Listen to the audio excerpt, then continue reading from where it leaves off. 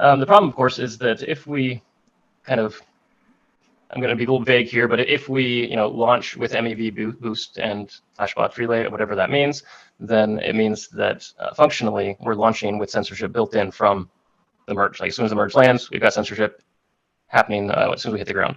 Now, there are some caveats here. One, of course. Yes, welcome back everybody to Altcoin Daily. My name's Austin.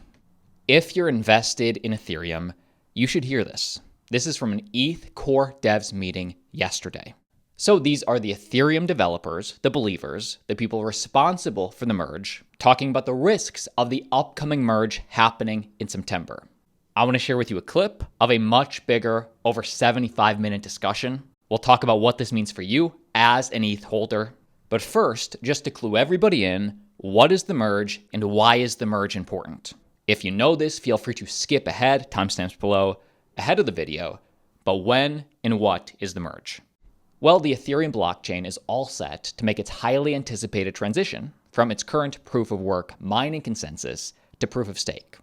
The merge date is officially scheduled for September 15th or 16th, less than 30 days away. And this is all to make the Ethereum network, as well as the DeFi built on top of it, less energy intensive, because they'll no longer be using all that computing power to mine new blocks into existence. Instead, it'll be stakers validating the network.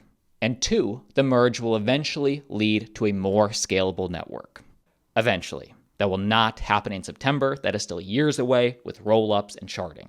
And that discussion's for another day. But in a nutshell, that is the merge. And what we just uncovered in this call, filled with Ethereum core developers, the people that would know, is that when the merge upgrade occurs, it will come with centralization built in. That's their words, that's a direct quote. Which isn't good for a network that wants to be, as decentralized as possible. Now, this clip is a full 4 minutes long, so stay tuned for the full thing.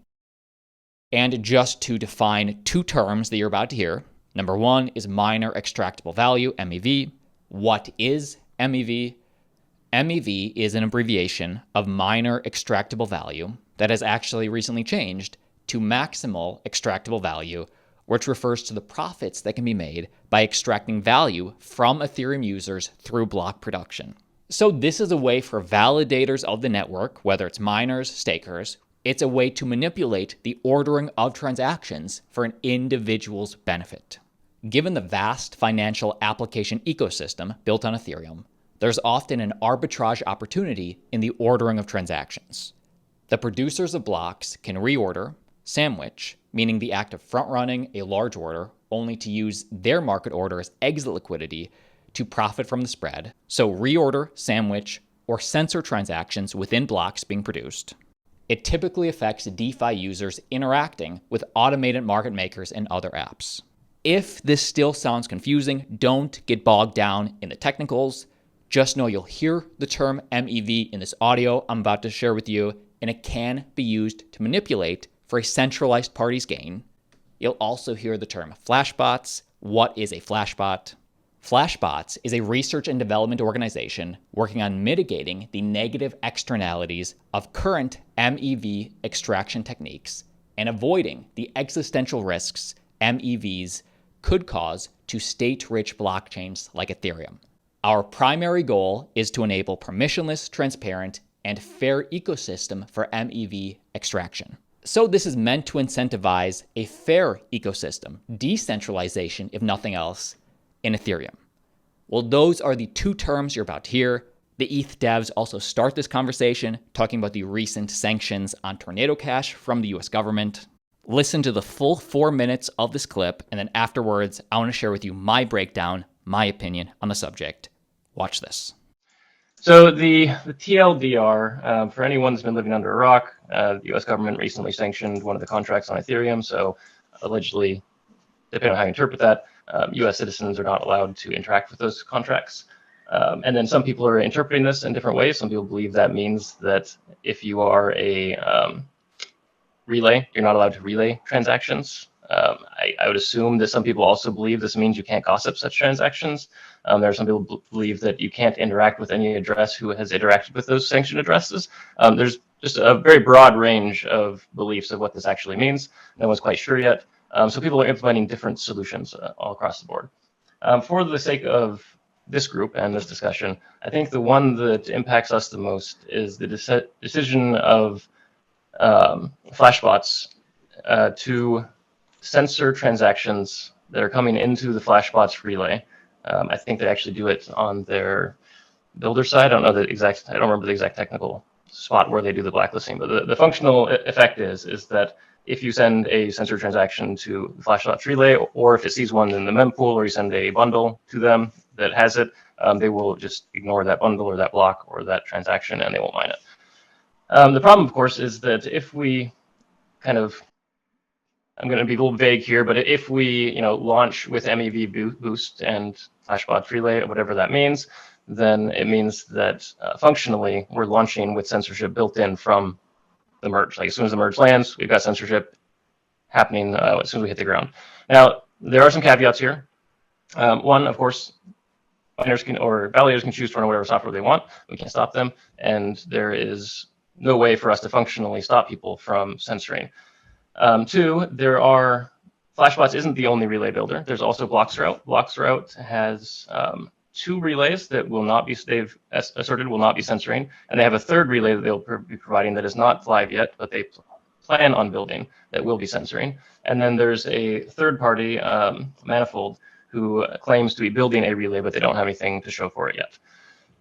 And so the question I think we have to answer, and this is, again, ideally if we can answer this somehow without getting into the philosophy, that'd be great, but I don't know if that's going to be possible, is do we want to go into the merge with MEV Boost and all the associated software and connections and tutorials and documentation, etc., when we know that the centralized entities that are going to be in control of this are providing censorship software to their users?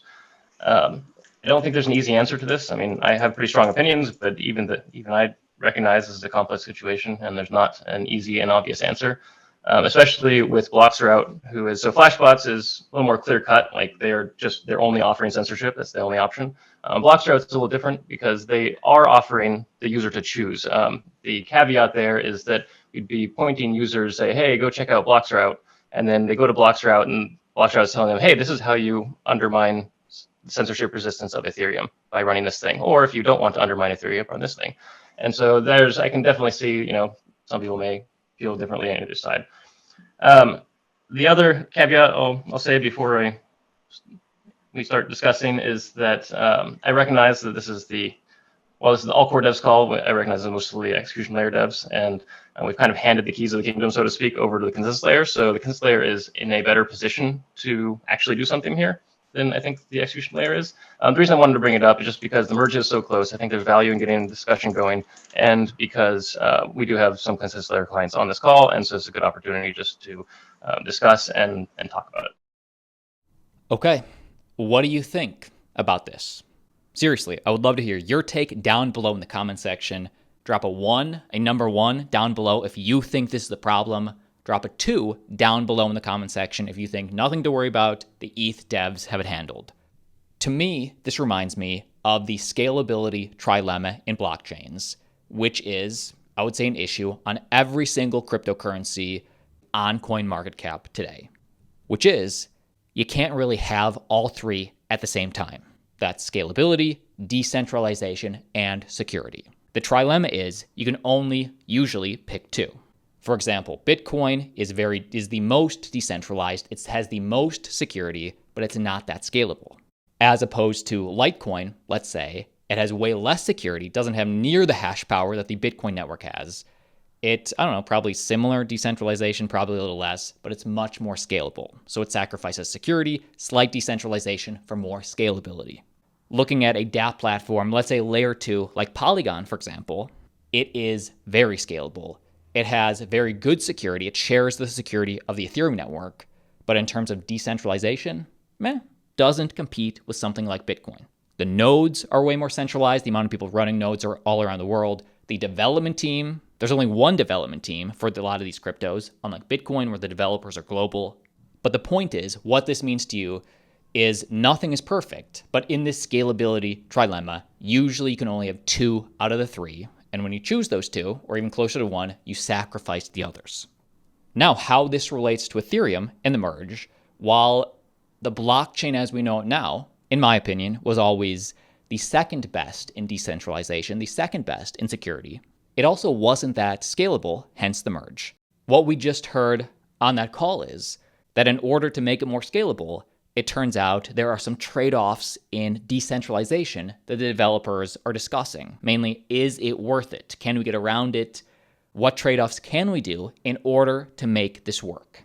That's where this call stands right now. Give me your thoughts down below. And finally, is this something you, as an ETH holder, need to be worried about? Well, for me, I can only speak for me. For me, it doesn't change my opinion because this is information we've known all along. That is why there's a war with Bitcoin maxis versus Ethereum maxis, because the Bitcoin maxi community has made it very clear they will only make trade-offs to support decentralization. They'll keep the network less scalable whenever a trade-off comes up in order to support decentralization. And the ETH community, honestly also because they have to, they have two different use cases here. Bitcoin's value comes as a store of value. It gets its value from hodling. ETH's a DApp platform, meaning it gets its value as a network from developers building. I am still very bullish on both cryptos for totally different reasons, but just know that discussion in the devs call we just heard, par for the course as we watch the experimentation take place as the crypto market evolves. I'm still an ETH believer. I'm still a Bitcoin believer.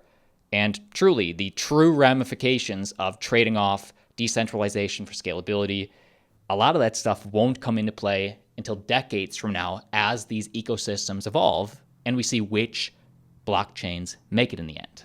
If you hold Ethereum, make sure you subscribe because we have been giving you consistent updates into this merge. The minute I get new information, I'll keep you updated. Like always, see you tomorrow.